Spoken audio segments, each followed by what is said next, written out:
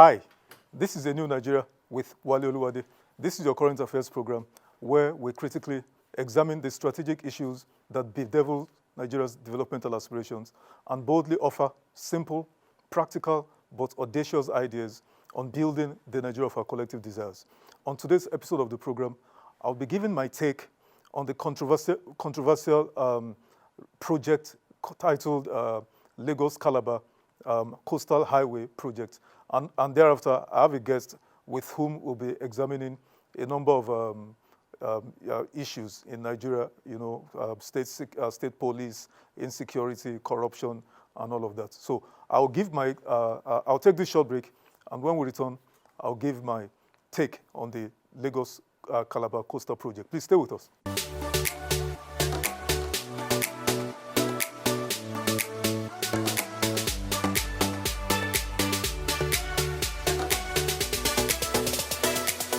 Welcome back. When the news of the Lagos Calabar Coastal Project broke, I actually thought it was a hoax, but I found out it wasn't. It is real. In fact, it is indeed very real. Some facts about the project. It's a 700 kilometers road, dual carriageway of 5 lanes on each side and a train track in the middle along the coastal belt of Nigeria, spanning 9 states, which on completion will connect Lagos in the southwest to Calabar in the south region of Nigeria. It will cost Nigeria a whopping 15 trillion naira or 15 billion US dollars using 1,000 naira to a dollar exchange rate. And it will span a period of 8 years, construction period. The first phase of 47.47 kilometers is already awarded at a cost of 1.06 trillion naira. Now, some of the touted benefits of this project includes that it will stimulate economic growth, facilitate trade, enhance regional integration, create employment opportunities, and also boost, tourism, etc. Now, what are some of my own critique of this project? Number one, how the contractor was selected for this scale of infrastructure seems not to have followed due process. I mean, competitive bidding, the input of the Bureau of Public Enterprises, BPE, and the Infrastructure Concession and Regulatory Commission, ICRC, their inputs, were not there. But this project was simply awarded via executive fiat. Secondly, there are at least 56,000 to 60,000 abandoned projects scattered all over Nigeria as I speak here this evening. Top amongst this include the Ajaokuta Steel complex that has gulped $8 billion US dollars and is still dead, is not functioning. Then we have the CHIKWE iron ore company. We have the brass LNG project, the Olokola LNG project. Especially we have the 3,050 megawatt Mambila hydro power project. We have the 10 megawatt Katsina windmill projects. And then also we have the Millennium Park in Abuja, just to mention a few. Now, some of the reasons adduced for this abandoned project by the Nigerian Institute of Quantity Surveyors, Nigerian Society of Engineers, and the Chartered Institute of Project Management includes lack of adequate funding, poor project management implementation, vested interest, and if I might add, acts of economic sabotage. Now, what's my conclusion? Upon a thorough study and an examination of this entire project, I struggle to understand what makes this project so compelling or critical and of more priority at this material time. Of all the strategic issues undermining Nigeria's socio-economic development today, none ranks higher than electricity, education, healthcare, and of course, insecurity. For context, this huge sum of 15 trillion naira, and like I said, or 15 billion US dollars, is sufficient to finish Mambila hydropower, and when it is completed, would add 3,050 megawatts of electricity to boost our economy. And when that is done, Nigeria would automatically earn 26 billion US dollars from just the completion of that electricity project. This sum also will complete Ajaokuta Steel and save Nigeria what we spend on steel imports, which is $3 trillion annually. Also, this 15 trillion naira would complete the brass and LNG and Olokola LNG projects and earn Nigeria foreign exchange when they are completed.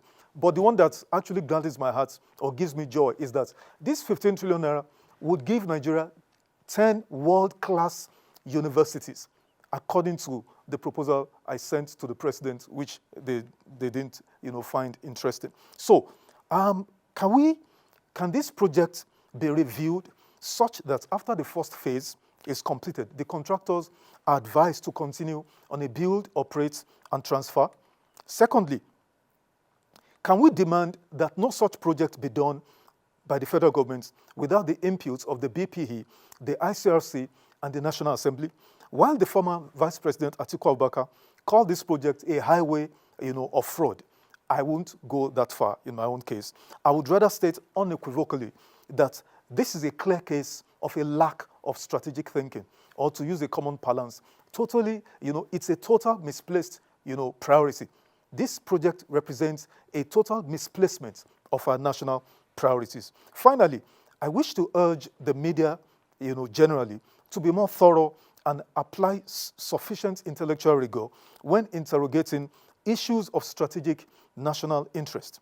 The interviews between Engineer Dave Umahi, the Federal Minister for Works, and Housing, on this Lagos Calabar Coastal Project, left so much to be desired. Now, to the National Assembly, can I ask that you please rise up to your constitutional responsibilities and be patriotic for once? And that's my take. We'll take this short break, and when I return, I'll sit down with my guests and examine some of the burning national issues. Please stay with us.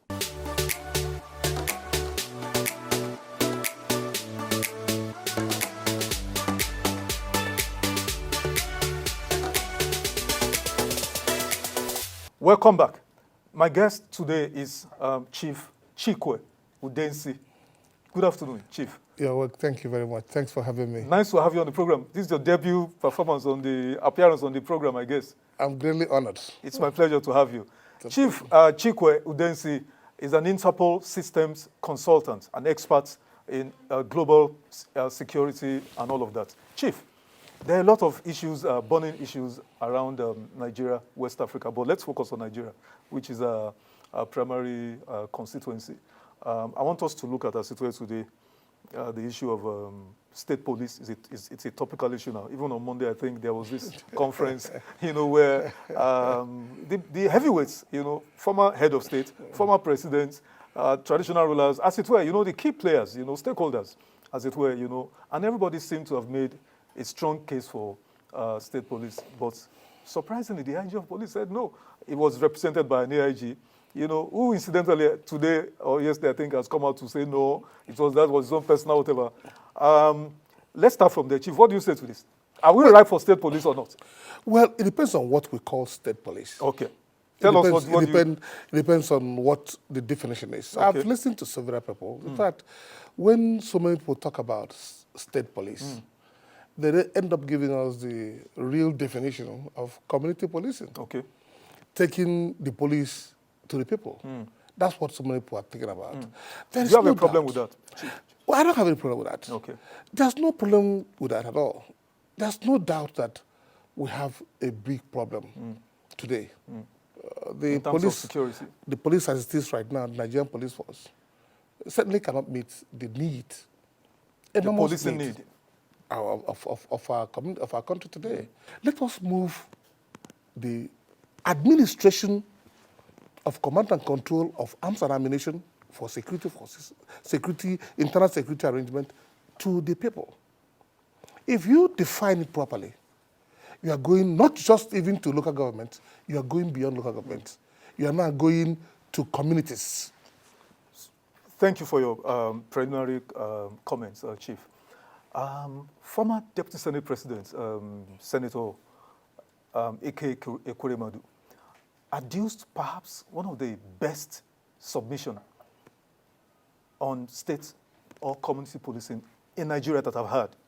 Chief, like I said, I agree with you. that if it is just to hand over the instrumentality of state coercion into the hands of these individuals we call governors. No. Because you and I know that if we examine the character, the profile of most of these so-called governors, permit me to use that phrase, they don't measure up. They lack the requisite leadership skills. But where I differ from proponents of, no, we're not right, the governors who abuse it, is that, are we so intellectually lazy that we cannot firewall whatever it is we come up with, which is how you landed, that the administrative purposes, the administrative tools, the recruitment tools or the operational tools will not be in the hands of the, can we think about this maybe like 2-3 minutes? How do we go around this? Can you offer us ideas? You're an expert in this. There's so many ways to put it. Give us ideas, 1 or 2 or 3 ideas. Let me give you a clearer idea of what I have suggested earlier. Please. If you see what we have today, we have state police today. What do I mean by state police? Which state do you come from? Ogun State. There's a state, Ogun State police command. Absolutely. We have it today. And the governor of Ogun State is the one who have nominated who is going to be the commissioner of police in Ogun State. Go and check. Every governor have that. I bet to differ. Every governor have that prerogative. Go and check. In fact, where he makes a choice and he chooses to change it, he can change it. Yeah, well, that's So the High Inspector General of Police is obliged to a large extent. Absolutely. To allow him but make a choice. But these are political arrangements. It's not political arrangement. Not statutory. It's not within our laws. Exactly. No doubt about it. But that's what is happening today. Let me explain something to you. The difference we have there is that the last sentence of the provision of that section of the Constitution, that in an event where there's conflict, the Commissioner of Police have to seek the opinion of the IG, of the Inspector General of Police. That is the needed checks and balances. Checks and balances. It will require it. It's very important. If you want to determine what will happen tomorrow, you can only juxtapose it from what happened yesterday. Let us look at a few things that has been given to governors, how it has happened. Look at the state independent electoral commission. Do you see the abuse? It was best intended. The intentions are very good. But do you see the massive abuse by the governors of the state? Where only the governors, the government that is in power, wins all the local government's elections. Council everywhere, they win. All the councillors, the chairman, they win everything. Go away from that and look at the joint account of states and local governments. The monumental the intent and purpose there is that when the money comes from federation account, the IGR that is collected, the state IGR is merged and distributed to local governments. That is the intent and purpose. But it's massively abused. There is no state government today. I can take it to the bank. No state government today allows every local government to have their money untouched. I don't know whether you agree with me or not. The near state of anarchy that Nigeria has degenerated to, is it, and the insecurity that has ravaged or ravaging this entire, is it purely a kinetic issue or a collapse of common, because Nigeria is not just the federal government, 36 states and FCT, and then 774 local governments. There is 8,812 wards. And the reason why a country is broken down into all these various units is for easy administration, to bring development, governance closest to the people. I went to a primary school in Ibadan in those days, where I was born. It's called Ibadan Municipal Government Primary School. Loyola College was owned by, the state, the local government. So they do hospitals, they do all of that. So, Chief, the question is, how do we connect the collapse of local government system, which you touched on earlier? Governors withhold their money. They don't allow, democracy to function there. How do we marry all of this? I was, incidentally, the Secretary General of the Association of Local Governments of Nigeria. Oh, really? Yes. When was this? I was the Argonne Secretary General from 2008 to 2012. Meaning you were a chairman of a local government? No, meaning that I was the chief executive administratively Oh, of okay. the local government. Oh, wow. I don't have to be a Just local like the government governors forum, they have Absolutely. a bureaucracy. Wow. Absolutely. Wow. So you can see I'm talking from a frontline point of view. Absolutely. Absolutely. I was Secretary General. Wow. We advocated enormously the need for local government to have their funds. Because the essence in the first instance is to bring development to the people. But no government, except maybe, if I remember, it was the government of the Enugu State government, the governor, Sullivan. CHIKWE. That was who said, listen, every local government, take your money. Wow. I don't want to touch any of your kobo. Wow. But every other state, 35 states, they were, even the best that we had then, they were all dealing with local government funds. The idea of having state judiciary is wonderful. In fact, so many people have suggested we should also have the Supreme Court, appeal courts. Oh yes, Supreme at the Court. state levels. Done, you know, where we borrowed our democracy from. Is there any state judge today that can give judgment against the governor? Where there lies justice? Is there any state House of Assembly that can say they want to investigate or... Can a speaker of a state assembly call the governor and say, this thing you wrote there is not right? It cannot happen. Because we have given overwhelming powers to the governors. And we don't need to give them more powers. In fact, if you ask me, we should be taking away a little bit of those powers, especially this issue of our constitution providing total immunity for a sitting governor and his deputy, that he can never be investigated, charged, or held responsible criminal. I think they can be investigated, but they cannot be prosecuted when they leave the office. No, you can't investigate them. Let me give you information. In fact, it was the Supreme Court that said that investigation is not an end by itself. Of course. The purpose of investigation is for prosecution. Yeah. If you can't prosecute, why investigate? Chief. That Supreme Court was saying that. Chief, let's round up on this issue of state police. So, what's your conclusion? I believe strongly the whole idea of state police, my understanding of state police... Let us not even call it state police. It's community police. I think let us go that direction. Let us correct the nomenclature, that's title, community policing. Let us take the security of the people to the people. To the people. Brilliant. Let the people be the ones to manage themselves. Absolutely. Now, if you find out what we have realized over the years, when you send a DPO to his community, he's up and doing. Crime.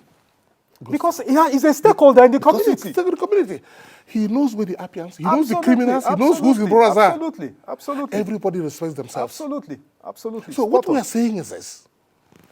Let us take the process of policing to not just local government, communities. Communities. Okay, Chief, we've agreed on that, and I think the viewers are glad, because that's the solution, actually. That's the solution. Before we take a break, I want one or two sentences from you, because the next thing I want us to talk about is, are we serious about fighting corruption in Nigeria? Well, we are serious about fighting corruption, but we have said it over and over, very clearly. What makes you think we're serious about fighting corruption? Let me give you information. Okay. You cannot pay for the cost of a motorcycle and expect a Mercedes-Benz. How do you mean? Today, income is not equidistant to inflation. So when you pay monkeys, you get... If you pay peanuts, you get monkeys. Look at the salaries. And you expect people not to steal or not to abuse their offices. It's not possible. Chief, we'll take a short break and then we'll come and we'll take one or two more issues and then we'll round up. We'll take this short break, and when I come back, we'll conclude with my guests. Please stay with us.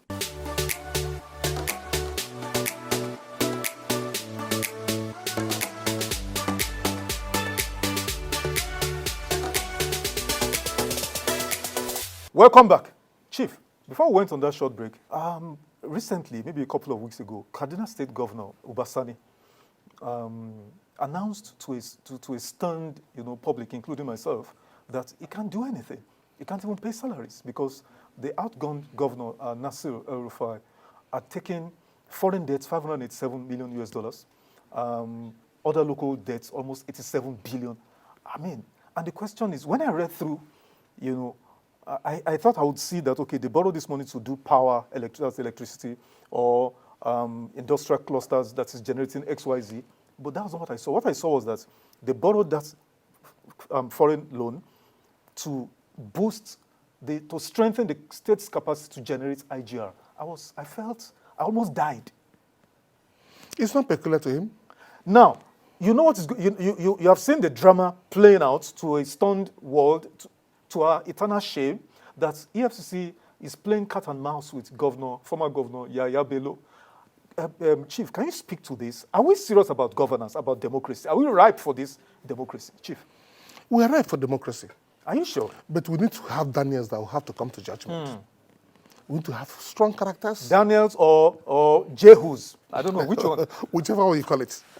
Whenever you have a competent hand, serious-minded hand, running an establishment, there's always a change. The country was dying of so many problems associated with substandard products, medication, drugs. Drugs. Until drugs and Professor Akunyili came in. to office. In fact, most people didn't even know what NAFDAC meant until Akunyili came in. When Akunyili came in, you saw how things changed. Sanitized that sector. This EFCC. this not EFCC. Yeah, this National Security Advisor. Exactly. He was an AIG, not even an AIG. Was he the Commissioner of Police. Commissioner of Police in Nigerian Police Force. Obscure, nobody knew him. Totally obscure. Totally obscure. Until he became EFCC. He started it from scratch with nothing. Look at what we have today as EFCC. He is competent. I hope he will bring this same competence to national security. He has to listen to some experts. There are a few things they are doing there today that are not in consonance with what national security should be about. I have no doubt in my mind he has his own formulas. But he should listen to experts. Those who understand a little bit beyond just taking military men even though it's NSA's EFCC, office. but you veer to NSA, but the NSA, let's touch on that because he's been accused, including myself. Why is he following the president all over the place? Is he a personal bodyguard of the I don't know. of the president? I've not seen Why him. is he? No, he goes with the president everywhere. The president is going to France. I won't be surprised if he's gone with the president to Netherlands. That is absolutely wrong. That's what he does. That's what he does. That's absolutely wrong if he does that. I'm because telling you, there's enormous national security imperatives, problems that ought to be solved. You will see Malam Ribadu, someone I have enormous respect for, wearing Agbada and following President Tinubu all over the place. For what? Apart from being a lawyer, the Olukoyede is also a pastor. Absolutely. So you can see he's passionate, very eager to bring sir, good as a vibe. Nigerian, are you not scandalized? Don't even cut it. Are you not ashamed that, I mean, someone can be a governor of a state as poor as Kogi State, and then one individual, allegedly anyway, will loot the state. Is it allegedly? The EFCC said they have their facts, they so we say want to prima bring facie. yes. Prima facie. Yeah, let me give you information. I have kept saying this, and let me say it again. If you do not remove this immunity, it will get worse. Ordinarily, the governor thinks that he is in charge. He's sitting on a high horse. He's an emperor. All of us have, and including, sorry to butt in, Chief, all of us have been guilty of an egregious level of error, undue focus on the federal government, and abandon the state. Yes, the state governors, that is actually where our focus ought to have been for decades. And these guys, successive governors, they've gotten away with blue murder. Absolutely blue murder. They are getting away. If they're correct, they're still getting away with so much. Because if the states were functioning as it ought to, Nigeria would not be in this mess. We should have continuous assessment, continuous audit. Every month there's a continuous audit. But you see, the problem is, if you can do this continuous audit, whereas the man who you're auditing cannot be questioned. So what is the sense of because the institutions of state that are meant to do this, EFCC is part of them, but the statutory in a democracy is the state's axis of assembly. It is not functional. And it's dead. It's not functional. If the speaker, like I said earlier, if he makes one move, he's gone. He's that in day. trouble. He's gone that day. Same day. If he whispers it even to his wife in the bedroom, he's gone. If he's not careful, he's gone. So that is where we are. If we don't change this modus operandi, if we don't change these provisions of the law that gives the governors this enormous protection, we are doing nothing to ourselves. We're not serious about it. We're not going nowhere. So we must have to do the right thing. Assuming Pastor Ola Olukoyede of EFCC is watching you, Chief, I want you to advise him. 1 minute. Give him an advice, just to encourage him. Yes, he's doing a whole lot. And I encourage Because him. he said he has recovered over 120 billion in the 6 months he's been In less than 6 months, months. he's been there. I encourage him. But you see, why encouraging him? Let me tell him very clearly. He requires the private sector to work with. If he wants to remain working with only the operatives of the EFCC, he won't achieve much. What makes America great is the impediment, the input of the private sector. Private sector has enormous drive. They go beyond even whosoever you think about is in the public sector. Absolutely. That is where the drive comes from. That's where the successes come from. The private sector drives the system. So I urge him to make sure that Collaboration with the private sector. I'm the systems consultant right now. I've installed Interpol systems for EFCC, and they're using that system very, very effectively. I'm sure. I encourage him, work very hard, but do not forget, Olukayede, do not forget that the maxim is very simple. Once you fight crime, crime will fight you back. So you must be serious about it. Dr. Ngozi Okonjo-Iweala, wrote a nice book, and she said all of that. But Chief, we have to leave it there today. But I mean, I love the angles you brought to this conversation. I want to appeal to you. Whenever I call, please, can you please oblige? Of course, I'm always available. Because this is a burning national issue, and I think we need to. We've not even scratched. We just scratched the surface. We've not gone anywhere. We would examine this, furthermore in the weeks, that are ahead. I promise you that. Thanks so much, Chief, for coming. Thanks for having me. For coming. The pleasure is mine. Thank you so much. Thank you. Now, before I go, let me use a few seconds to appeal for sponsorship of this program. If I was not presenting this program and I just stumbled on it, a few episodes of this program would convince me that this is perhaps the program with the richest content on TV in Nigeria today. And so I urge you to support this program. It's self-funded, and all of us in AIT family need to keep this station, going. Cost of running a television station to keep a TV station on air 24 hours is enormous. So we all need to chip in. So I'm appealing for advertisers, for sponsorship, either corporate bodies, or individuals. And that will go a long way. So that's the end of the program today. Remember to follow me on my various social media handles. Subscribe to my YouTube channel so you can watch this video and every other one that are there. Drop me your comments. I'd love to hear from you. And like I always say, change requires action. Positive change requires positive action. I believe in a new Nigeria, and it is possible. Bye for now.